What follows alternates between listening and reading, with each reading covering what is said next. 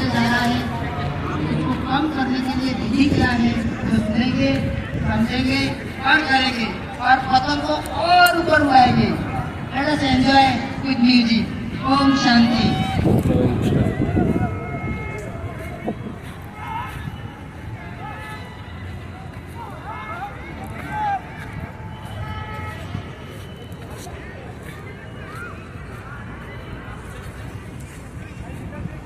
Thank you so much.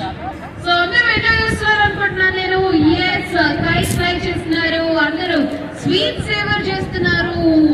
What an amazing day international kite festival అది.